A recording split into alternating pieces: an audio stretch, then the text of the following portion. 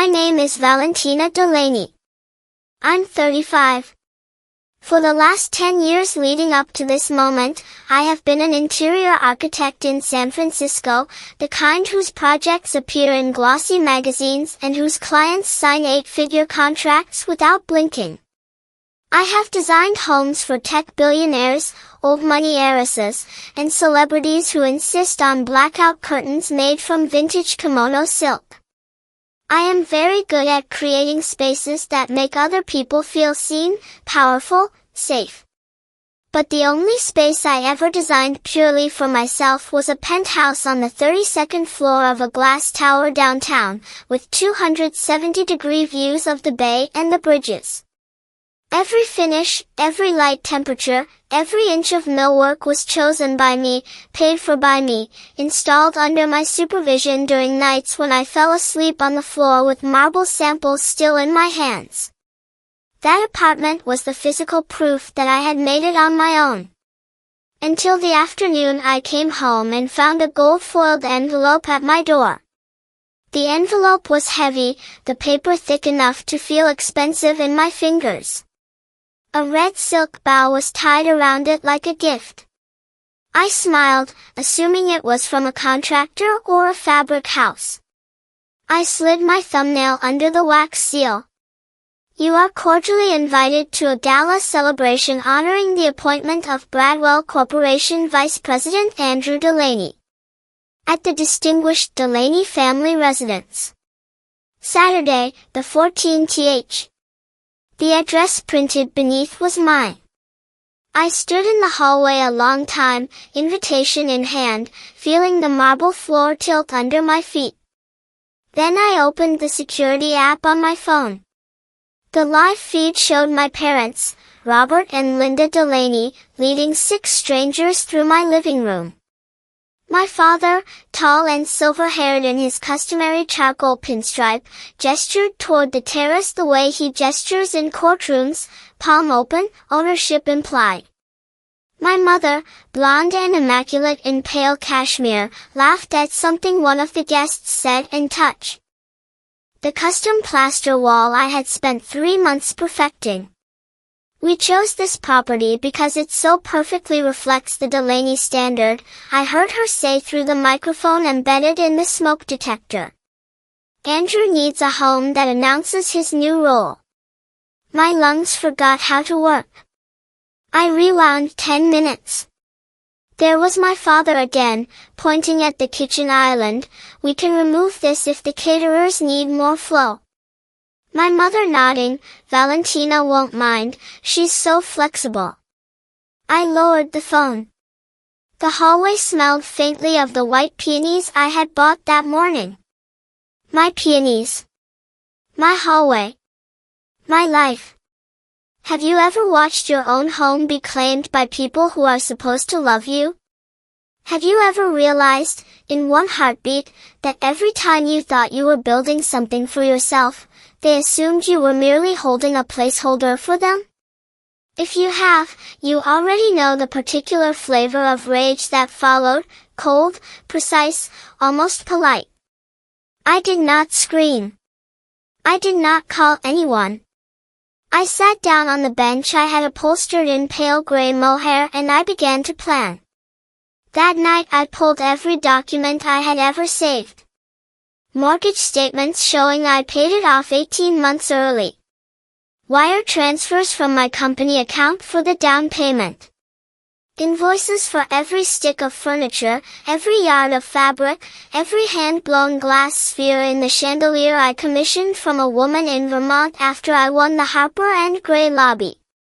I printed, scanned, notarized copies, and emailed the entire package to a real estate attorney named Marissa Evans, whose reputation is that she eats entitled heirs for breakfast. Then I called Chloe, my friend since UCLA, the only person who has ever seen me cry over a failed bid or a broken heart, and I told her everything. "You're going to war," she said quietly. "No," I answered. "I'm simply stopping a theft that has been in progress since I was born." The next week unfolded like a slow-motion detonation. Monday.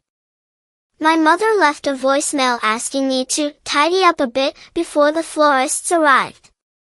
I did not return the call. Tuesday, the event company phoned for the access code. I told them, calmly, that any entry without my written permission would be treated as criminal trespass. The woman on the line stammered that Mrs. Linda Delaney had already signed the contract. I asked her to read the signature line back to me. She did. I informed her the contract was therefore void. Wednesday, family dinner at the Presidio Heights house where I grew up. White columns, polished mahogany, the faint scent of lilies and old money. I arrived on time, wearing the same charcoal suit I wear to final client presentations, armor. Andrew opened the door in a khaki shirt, hair perfect, smile practiced. Nice of you to show. In the dining room my mother was adjusting crystal glasses like a stage director. My father sat at the head of the table swirling a 1996 Bordeaux. We're finalizing details, my mother announced without looking up. 130 confirmations. Colin Hargreaves is bringing the landmark capital team. This could be very big for Andrew.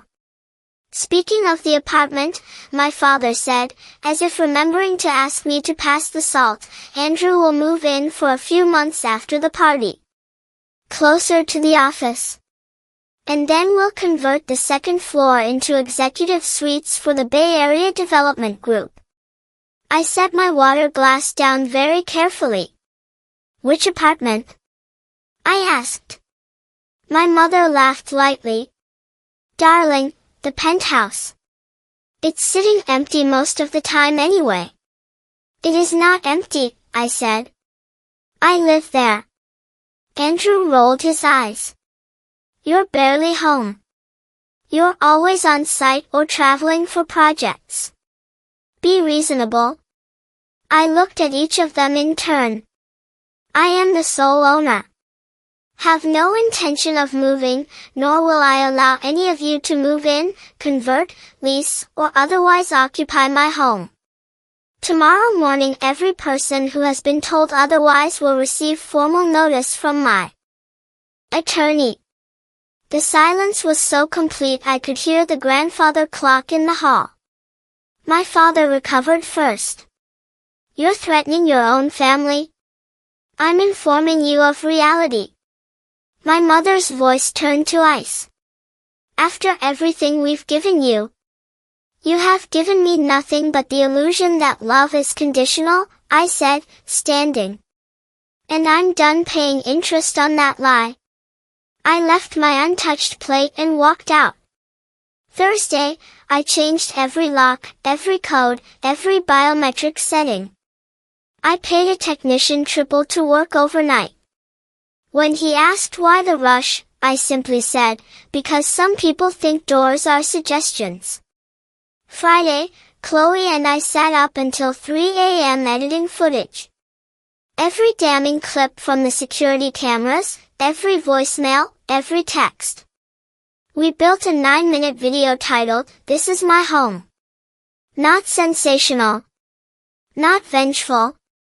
Just factual.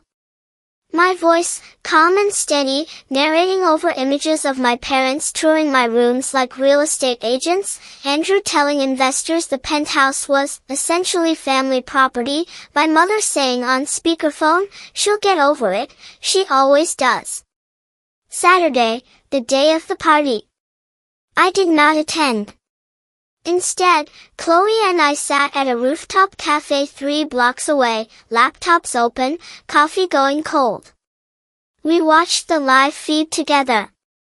Black cars lined the private drive. My parents emerged first, Dad in bespoke gray, Mom in ivory silk like a society bride. Andrew in navy, shaking hands, flashing the smile that got him everything he ever wanted. The event staff rolled out a gold-lettered sign, Congratulations Andrew Delaney, a new chapter of Delaney success. My father accepted a key from the concierge with the confidence of a man who has never been told no. He slid it into the lock. Nothing happened. He tried again. Still nothing.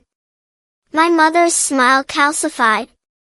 Andrew snatched the key card, swiped, denied. Guests began to arrive in earnest, diamonds, watches, subtle curiosity turning to confusion. Someone laughed nervously. Phones came out. My father dialed me. I let it ring. Andrew pounded on the door. Valentina, open up. This is embarrassing. I pressed play on the building's exterior LED screen, the one usually reserved for art installations and luxury ads. The crowd hushed. First the text, white on black, when the truth is rewritten, even the most beautiful rooms lose their meaning. Then my father's voice, crystal clear, after the party we'll clear the unnecessary furnishings and convert to office space. My mother, she does design, moving her is easy. Andrew, it's under my sister's name, but in practice it's a shared family asset. Screenshot after screenshot, deed in my name only, mortgage payoff confirmation, bank wires from my company account. Final frame, I am Valentina Delaney. This is the home I built with 10 years of my life. No one else gets to write the ending.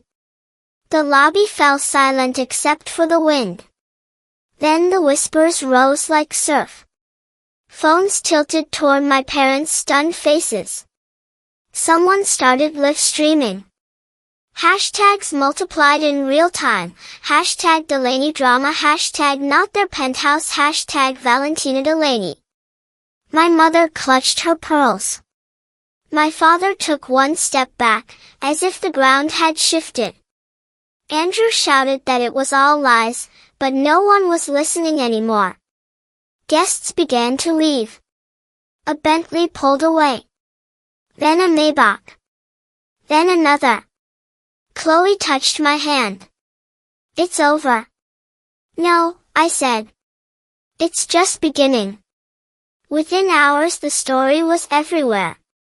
Trade publications, society blogs, even national news picked it up.